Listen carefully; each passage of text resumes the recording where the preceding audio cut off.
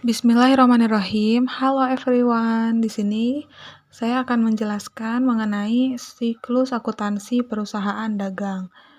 Setelah sebelumnya membahas mengenai akuntansi perusahaan jasa, untuk selanjutnya akan dijelaskan mengenai soal akuntansi perusahaan dagang. Awalnya terlihat neraca awal tanggal 30 November tahun 2015, itu ada BC Bekasi, dan ada laporan posisi keuangan 31 November tahun 2015. Kemudian dilihat seperti biasa bahwa dalam neraca itu pasti ada yang namanya aset dan kemudian pasifa. Untuk aset terdiri dari dua, ada aset lancar dan ada aset tetap. Untuk pasifa ada dua juga, ada liabilitas dan ada modal. Liabilitas terdiri dari dua, ada liabilitas lancar dan liabilitas jangka panjang. Untuk aset lancar, kita bisa lihat ya di sini bahwa ada kas, ada piutang dagang, ada persediaan barang dagangan, dan ada perlengkapan, dan ada asuransi dibayar di muka. Jumlah total aset lancar sebesar 25.640.000, kemudian ada aset tetap, ada kendaraan, ada penyusutan peralatan, kemudian akumulasi penyusutan. Dilihat juga bahwasannya totalnya ini sekian, dan kemudian total aset tetap sebesar 15.800.000. Kemudian kita lihat di liabilitas lancar, itu terdiri dari hutang dagang, hutang gaji, beban yang masih harus dibayar, liabilitas jangka panjang sebesar 8 juta, kemudian ada total ekuitas sebesar 25 juta, sehingga jika jumlahkan sebesar 41.440.000. Kemudian berikut ini ada informasi akun piutang dagang. Piutang dagang terdiri atas penjualan bulan November 2015 dengan rincian sebagai berikut.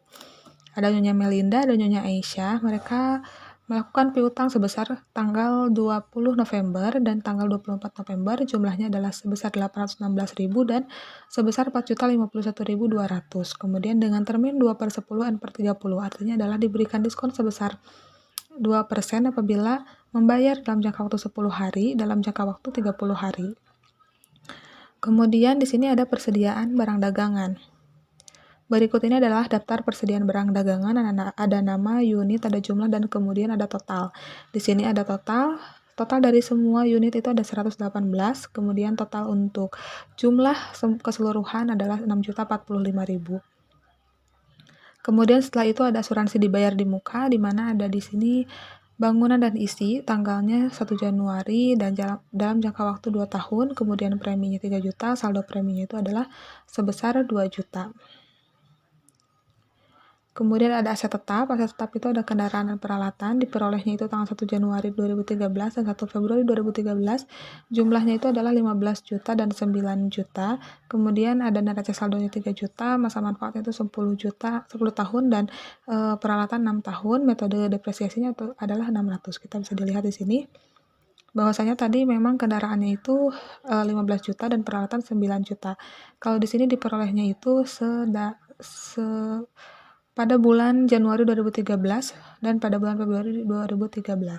Sedangkan di sini di neraca awal itu pada bulan November 2015. Nah, kemudian ada hutang dagang ke gudang HPAI Pusat tanggal 15 November sebesar 7.240.000. Di sini ada 1/30 N/30, artinya mendapatkan diskon 1% dalam jangka waktu 30 hari. Langsung saja transaksi selama bulan Desember tahun 2015. Kalau yang tadi adalah keterangan mengenai neraca saldo, piutang, persediaan, dan kemudian hutang dagang. Kemudian kita bisa melihat bahwasannya ada transaksi selama bulan Desember tahun 2015 berikut ini, dan kita akan bahas ya untuk selanjutnya. Di sini ada membeli barang tanggal 2 Desember, yaitu membeli barang secara kredit kepada gudang HPAI Pusat sebesar 7.210. Langsung saja diinput ke dalam data penyesuaian akhirnya itu adalah mencatat beban asuransi bangunan, ada mencatat beban perlengkapan, sisa perlengkapan, mencatat beban listrik, aset tetap bulan November, tagihan listrik, air telepon bulan Desember 300.000 akan dibayar awal Januari. Mengenai akuntansi perusahaan dagang, di sini ada jurnal pembelian. Otomatis kalau di sini di akuntansi perusahaan dagang itu sebetulnya bisa apakah mau langsung jurnal umum ataukah mau dipisah antara jurnal pembelian, jurnal penjualan, kemudian ada juga jurnal pengeluaran kas, ada jurnal penerimaan kas, ada jurnal pembantu piutang. pembantu piutang dagang, kemudian ada juga jurnal pembantu utang dagang, kemudian ada daftar saldo penyesuaian. Ada jurnal penyesuaian, kemudian ada neraca saldo, dan ada laporan laba rugi, laporan perubahan ekuitas, laporan neraca, posisi keuangan, kemudian ada jurnal penutup, ada setelah penutupan, dan penutup ataupun kesimpulan. Sebetulnya ini hampir sama dengan perusahaan jasa, karena yang membedakannya itu adalah adanya persediaan. Tapi kalau misalnya perusahaan jasa itu tidak ada yang namanya persediaan. Nah, di sini kita langsung saja lihat ya.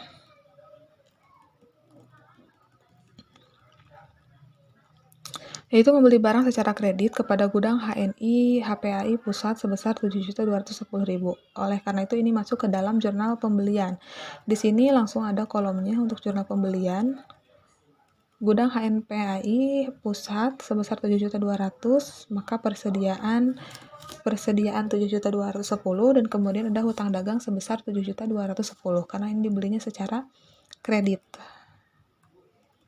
Kemudian membeli secara kredit kepada kios HPAI sebesar 1.504.800. Ini tanggal 3-nya secara kredit lagi.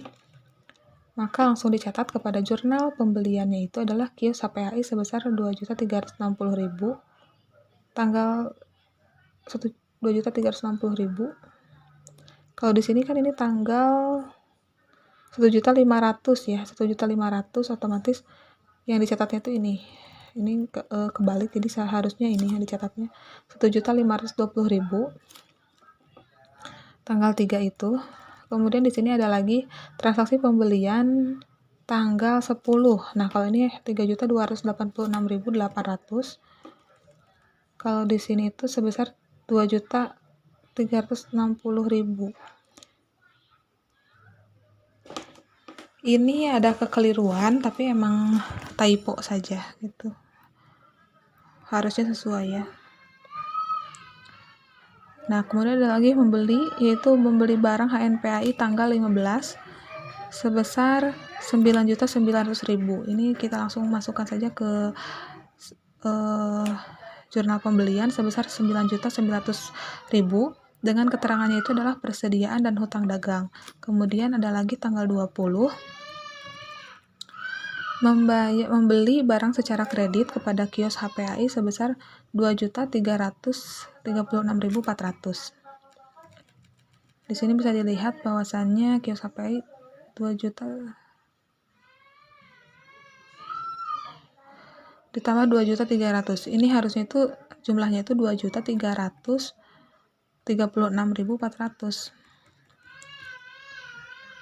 Nah, yang ini. Jadi otomatis ini jumlahnya berarti tidak sama ya dengan yang ini, yang ada dalam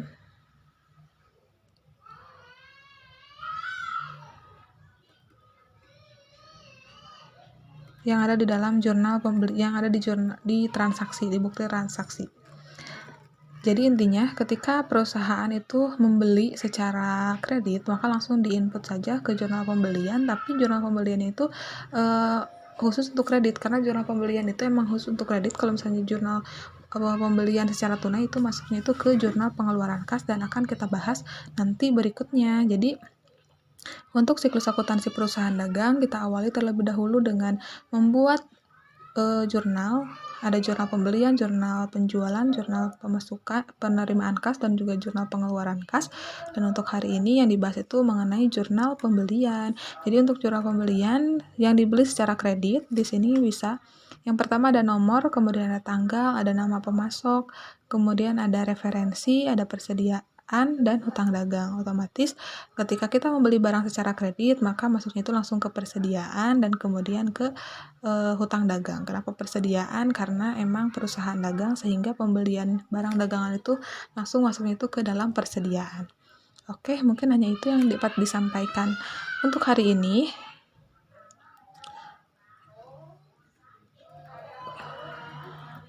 Insya Allah ya, nanti kita akan melanjutkan lagi ke jurnal penjualan karena di sini belum semuanya diinputkan ke jurnal. Transaksinya ini masih banyak dan baru diinputkan ke jurnal pembelian saja. Ini pembelian secara kredit. Terima kasih. Wassalamualaikum warahmatullahi wabarakatuh.